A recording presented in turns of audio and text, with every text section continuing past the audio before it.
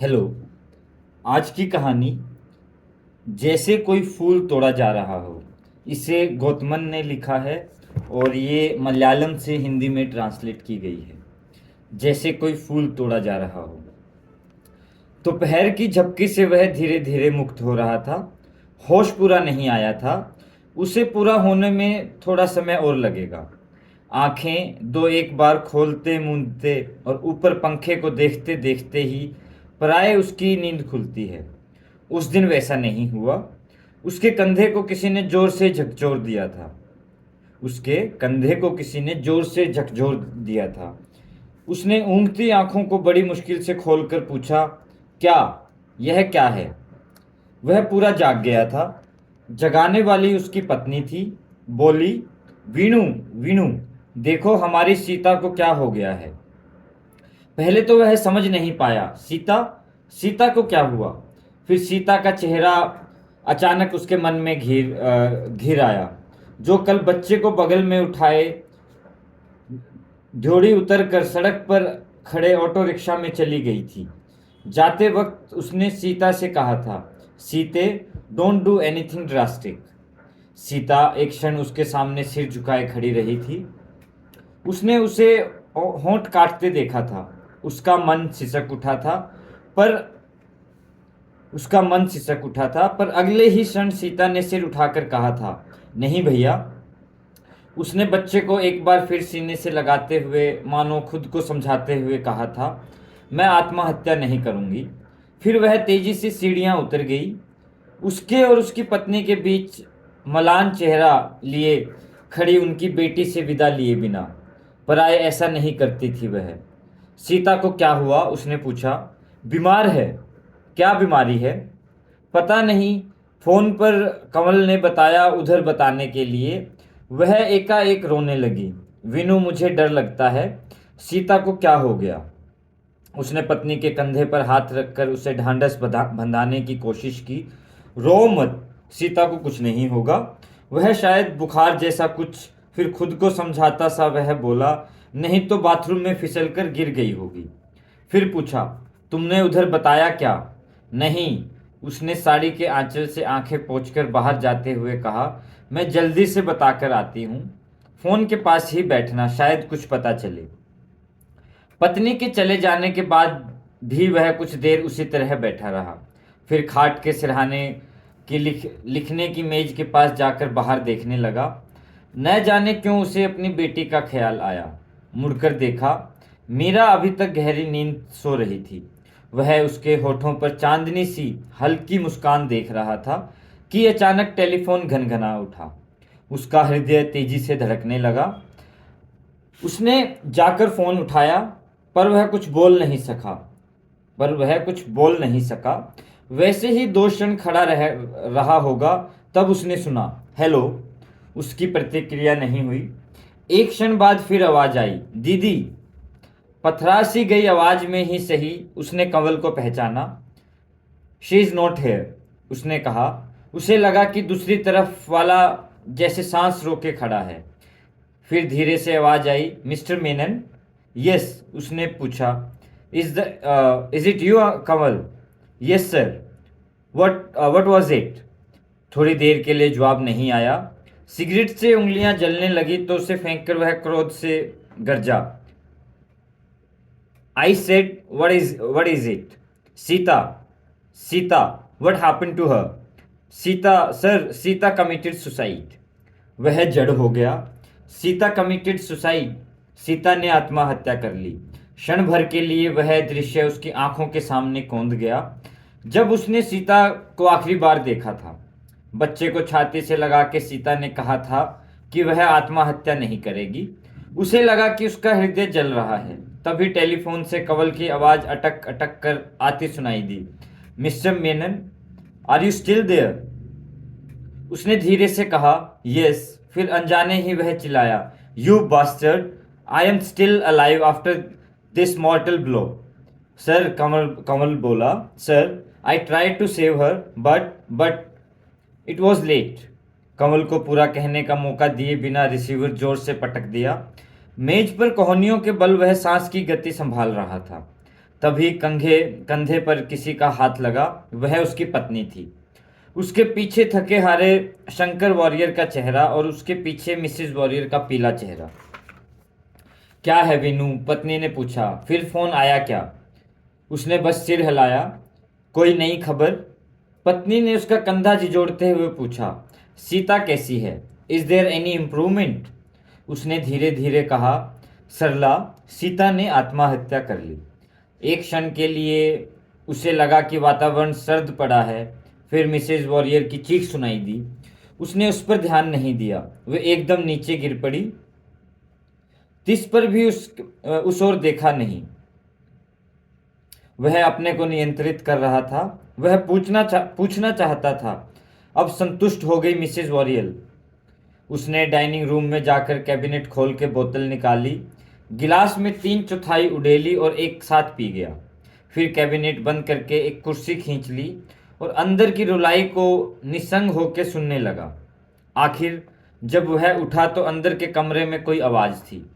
कमरे में गया तो खाट पर मिसेज वॉरियर पड़ी थी, सीलिंग पर आंखें गिराए निश्चल, कपोलों पर आंसू बहकर सूख जाने के निशान। छाती रह रहकर जोर जोर से उठ गिर रही थी। उनके पास बैठ के उनका ललाट सहला रहे थे शंकर वॉरियर। वह उन्हें देखकर खिड़की की तरफ बढ़ा। वहां से बाहर को देखते हुए वह एक बार फिर सहम गया।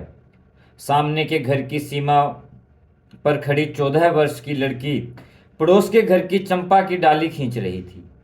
उसका फूल तोड़ने की असफल कोशिश कर रही थी। उसे लगा कि अगले क्षण हौज के पार एक युवक दिखाई देगा और लड़की से पूछेगा, क्या तुम्हें चंपा फूल चाहिए? 8 साल पहले उसने सीता को इसी तरह एक स्थान पर पहली बार देखा था। इसी प्रकार की रेशमी जैकेट में, इसी प्रकार पैरों को छिपाते आकर्षक रेशमी लहंगे में उसने सिंदरी से उसी दिन आकर वहां काम संभाला था। वह मुड़कर न जाने किससे पूछ बैठा, जाएंगी नहीं क्या? जब वह कपड़े बदल रहा था तब मिसेज वॉरियर की आवाज़ गर्जन की तरह गूंज उठी, मैं उसे मार डालूंगी। जब तक वह दौड़कर पहुंचता, मिसेज वॉरियर को उसकी पत्नी और शंकर वॉरियर ने मिलकर पकड़ लिया था। वॉरियर की क्षीण पुकार, देवकी देवकी, पर ध्यान दिए बिना वे गर्ज रही थी, मेरी बेटी को उसने मारा, मैं उसे मारूंगी, फिर मैं भी मर जाऊंगी। वह क्षण भर उन्हें देखता रहा। फिर उसने एक दृश्य देखा जिसे उन लोगों ने नहीं देखा था। उसकी बेटी अपनी माँ से लिपटी सिसक सिसक कर रो रही थी और माँ माँ पुकार रही थी, पर उस पर कोई ध्यान नहीं दे रहा था सिवाय उसके। उसने जाकर अपनी बेटी को गले से लगा लिया, फिर धीरे से पुकारा, मिसेज वॉरियर। सिर्फ एक बार उसने पुकारा था, पर उसका असर हुआ। मिसेज वॉरियर चुप हो गई, हालांकि जंगली भाव उनकी आंखों में तब भी जल रहा था। उसने कहा, मिसेज वॉरियर, सीता को कोई नहीं मार सकता था, आप उसे बचा सकती थी, देखिए इस प्रकार। कहकर उसने अपनी बेटी को दोनों हाथों के कवच के बीच में छिपा लिया, पर आपने उसे भेड़िए के सामने फेंक दिया था।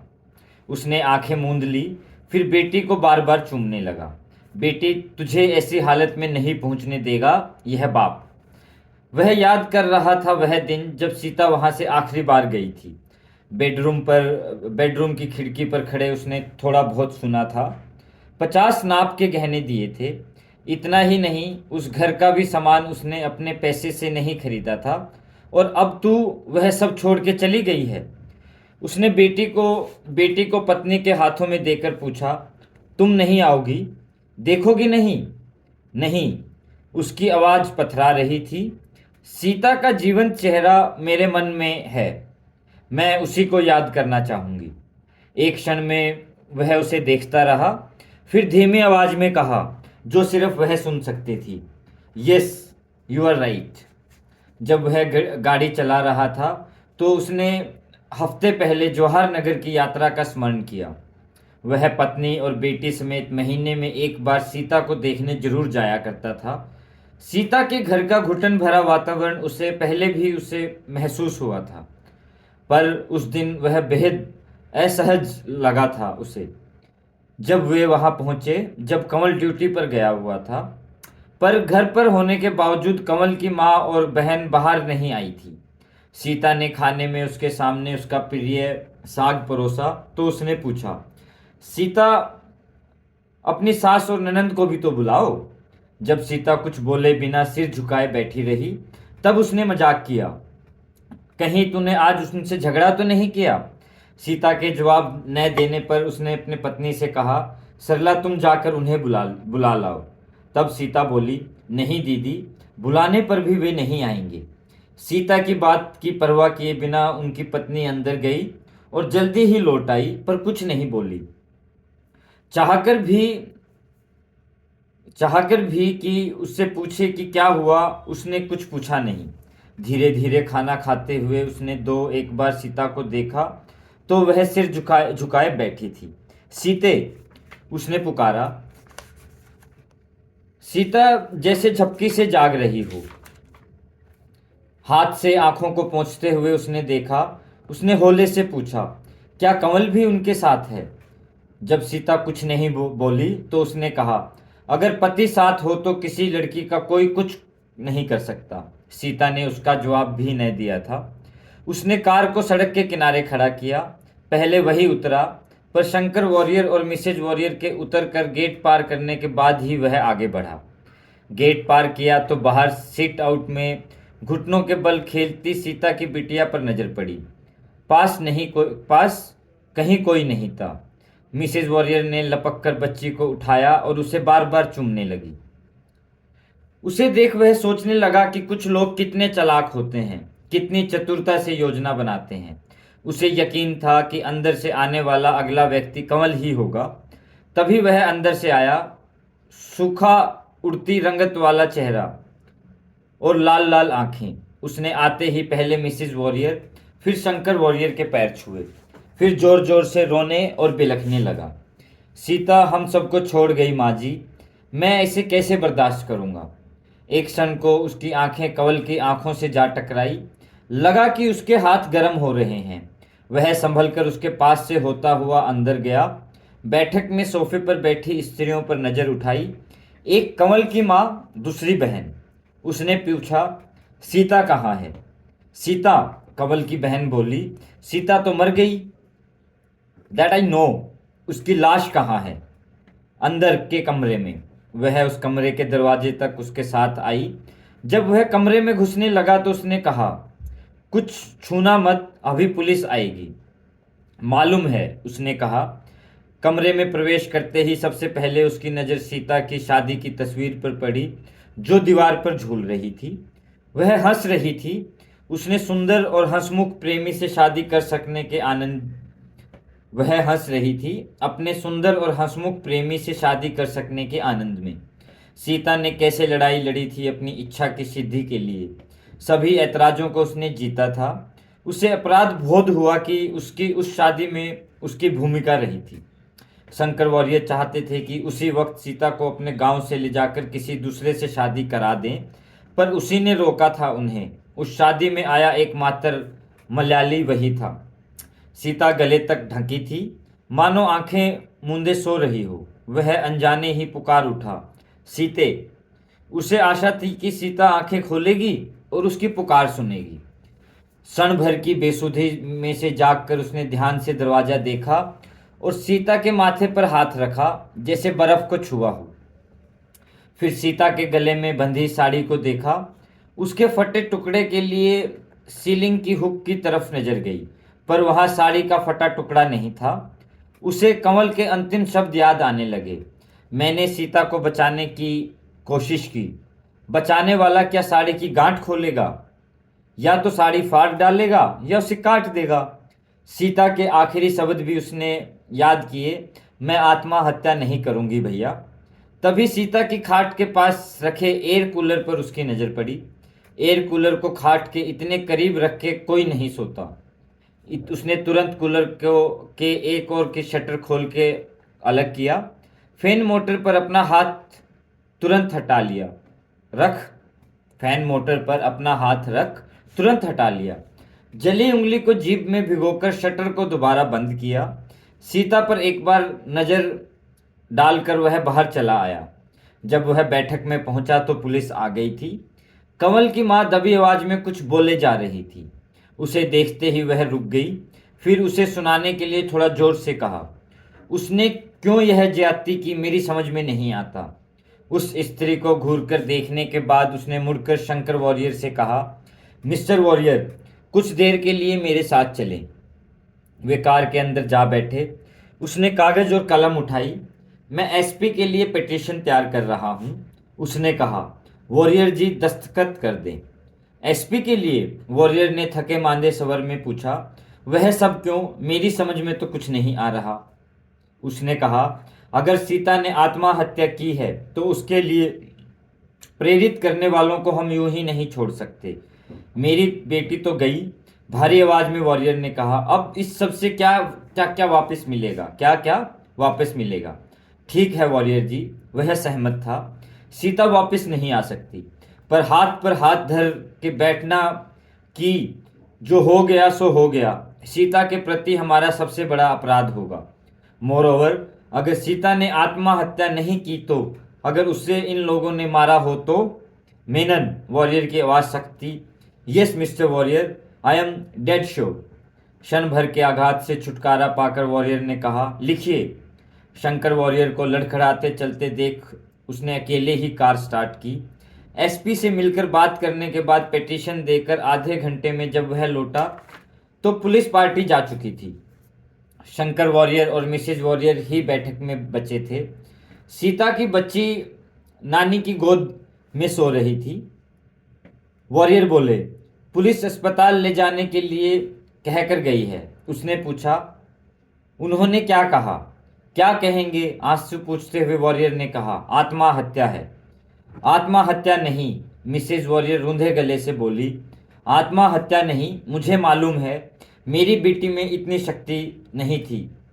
उसे इन दुष्टों ने मारा है। फिर वे ऊपर देखकर बोली, मेरे भगवान, इन्हें इसकी सजा देना। उन्हें करुण दृष्टि में से एक बार देखकर वॉरियर से कहा, मिस्टर वॉरियर, आप आइए, हम सीता को ले चलते हैं। फिर उसने मुड़कर मिसेज वॉरियर से पूछा, बच्ची का क्या होगा? मिसेज वॉरियर बिना हिचक बोली, बच्ची को मैं ले जाऊंगी। That's better. मात्र इतना कहकर वह अंदर चला गया। वह सोच रहा था कि बच्ची को ले जाना ही ठीक होगा, नहीं तो एक दिन वह इस नन्ही सी जान को भी मार देंगे। बच्ची के रहने पर शादी मार्केट में कंवल की मार्केट वैल्यू कम से कम आधी रह जाएगी। बच्ची के रहने पर शादी के मार्केट में कंवल की मार्केट वैल्यू कम से कम आधी रह जाएगी। उसने सीता को सिर की तरफ से उठाया। उसके पैर उठा के अपने कंधे पर रखने वाले वॉरियर को देखकर वह सोचने लगा, भाग्य का खेल। वे कमरे के बाहर आए तो न जाने कहाँ से कंवल वहां आ गया। दोनों का उठाया भार बीच में से वह भी बांटने लगा तो बड़ी कठिनाई से उसने अपना क्रोध दबाया। पर कार की पिछली सीट पर सीता की लाश रखने के बाद कंवल उसके पीछे बैठा तो उसने पूछा, कंवल, सीता कब मरी थी, आज कि कल? उस अप्रत्याशित सवाल के समक्ष स्तंभित बैठे कंवल को देखकर उसने कहा, you need not answer that, पर इतना तो बताओ कि लाश को एयर कूलर ऑन करके एक दिन और एक रात कहाँ रखा था? इस पुलिस को वश में करने गए थे न तुम लोग? तुम नहीं जानते तो मैं बताता हूँ। पोस्टमार्टम से सच्चाई साफ हो जाएगी। कब मरी, कैसे मरी, या तुमने डॉक्टरों को भी पैसा दे दिया है? कंवल, क्यों बेचारी उस लड़की को मारा? उसने कंवल को सहम कर कांपते देखा। फिर वह बोला, नहीं नहीं, मैंने नहीं मारा। That is enough. उसने कार का पिछला दरवाजा खोलकर कहा, now get down from the car, you may come by your own. Warrior ने मेनन को पुकारा था पर उसने उसे सुना नहीं था। I said get out. एक क्षण बाद कंवल बाहर उतरा तो उसने दरवाजा जोर से बंद करके कार आगे बढ़ाई। मन में कुछ छायाएं सी तैरने लगी। वह दिन जब उसने पहली बार सीता को देखा था। प्रीमियर पद्मिनी में प्रथम सवारी के लिए सीता निकली थी उमंग के साथ। अब सीता अपनी अंतिम सवारी कर रही है। विंड स्क्रीन पर सीता के लगाए स्टिकर पर उसकी नज़र पड़ी। Don't touch me, I am very sexual. उसने फौरन अपनी भीग गई आंखें पोंछ ली। उसे लगा मानो अस्पताल में उनकी प्रतीक्षा की जा रही थी। कार का इंजन ऑफ करते ही दो चपरासी स्ट्रेचर लेकर आए। उसके पीछे डॉक्टर नुमा लंबे कद का एक व्यक्ति कार के पास आया। आई एम डॉक्टर अग्रवाल, अपना परिचय देते हुए उसने पूछा। Are you that party who gave a petition to SP? उसने शंकर वॉरियर को एक बार देख के धीरे से सिर हिलाया। स्ट्रेचर में लिटा दी गई सीता का चेहरा देखकर डॉक्टर ने पूछा, योर डॉटर? उसने अनजाने में सिर हिलाया। अगर सीता ने यह सुना होता तो ठहाका लगा के हंसती। परिचित होने के बाद सीता उसे अंकित बोला करती थी।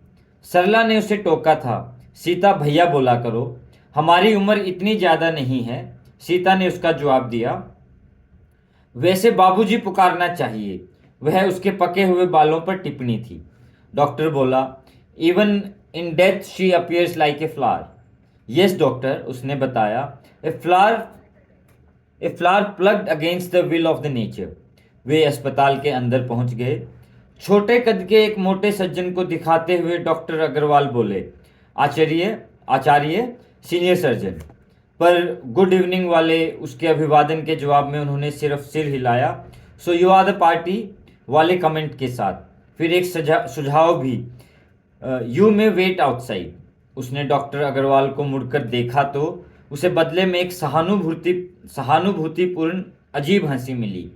तब वह समझा कि घूस के हाथ वहां भी पहुंच गए हैं। अब चिता की अंतिम चिंगारी बुझने लगी तो उसने घड़ी देखी। 8 बजने में 5 मिनट थे। उसने न जाने किससे कहा, चलें। 2 कदम आगे बढ़ा कर उसने मुड़कर देखा तो वॉरियर और मिसेज वॉरियर उसी तरह खड़े थे। पीछे जाकर वॉरियर के कंधे पर हाथ रखकर उसने कहा, मिस्टर वॉरियर। फौरन मिसेज वॉरियर के कंधे पर सोई पड़ी बच्ची जागकर रोने लगी। अम्मा, अम्मा। मिसेज वॉरियर की प्रतिक्रिया भी जल्दी हुई, बेटी, बेटी। फिर वह फूट फूट कर रोने लगी। एक क्षण हिचक कर वह खड़ा रहा। फिर उसने कहा, आइए मिसेज वॉरियर, अब यहाँ खड़ा रहने से कोई फायदा नहीं। मेरी बिटिया यहाँ सो रही है। वह रुलाई के बीच बोली, उसे अकेले छोड़कर मैं कैसे जाऊं? उसने जवाब दिए बगैर जरा सा बल देकर उन्हें चलाया और कार के पीछे की सीट पर बिठाया। वॉरियर के भी अंदर बैठने के बाद दरवाजा बंद करके कार के पीछे से वह चला और अचानक रुका। 2 फीट पीछे स्कूटर पकड़े खड़े कंवल को देख वह आगे बढ़ा तो कंवल ने पुकारा, मिस्टर मेनन। उसने उसकी उपेक्षा करके कार का दरवाजा खोला और कार स्टार्ट कर दी। पर कंवल पास आ चुका था। कंवल ने कहा, मेरी बच्ची मुझे देने को कहिएगा मिस्टर मेनन। मिसेज वॉरियर ने ही उसका जवाब दिया था, क्यों? इस नन्हे को भी मारने के लिए? महापापी, तूने मेरी बेटी को मारा, अब इस नन्ही बच्ची को भी तुम मारना चाहते हो? माँ जी, मैंने उसे नहीं मारा। कंवल ने उसकी तरफ देख के कहा, mister Menon please believe me, I loved her but I could not save her. उसने वाक्य पूरा किया। एक क्षण संकोचवश खड़े रहकर कंवल ने धीरे से सिर हिलाया। उसने उससे कहा, Kanwal, you are a coward. उसने तुरंत एक्सेलरेटर का पैर का दबाव बढ़ाया। कार तीर के समान आगे बढ़ी। कुछ देर बाद उसने कहा, मिस्टर वॉरियर, एसपी को दिए पिटीशन के अलावा चीफ मिनिस्टर और प्राइम मिनिस्टर को भी एक रिप्रेजेंटेशन भिजवाना चाहिए। ऐसा नहीं करेंगे तो हमें न्याय नहीं मिलेगा। इधर इन लोगों ने सबको वश में कर लिया है, पुलिस, डॉक्टर और सबको। कुछ देर तक कोई कुछ नहीं बोला। फिर मिसेज वॉरियल बोली, मैंने भाई दिवाकर से फ़ोन पर बात की है। भाई कहता है कि मुकदमेबाजी और झगड़े में मत पड़ना, कोर्ट गए बिना समझौता करना ही ठीक होगा। उसने आश्चर्य से कहा, मिसेज वॉरियर। उसने कार की तेजी कम करके और मुड़कर देखा, पर वे उसे नहीं देख रही थी। गोद में सोई बच्ची को सहलाते हुए मानो सपने में मिसेज वॉरियर कह रही थी, हम अब चाहें तो कुछ भी करें, सीता नहीं लौटेगी मेनन। हम इस बच्ची का पालन पोषण करेंगे, इसे सीता समझकर। उन्हें पूरा बोलने नहीं दिया उसने। फिर 21 वर्ष की उम्र में एक और कापालिक से इसकी शादी कर देंगे, है ना? कृपया करके मजाक न करें मेनन। शंकर वॉरियर ने कहा, तुम्हारे अनुसार चले तो सारा जीवन कोर्ट में बिताएंगे।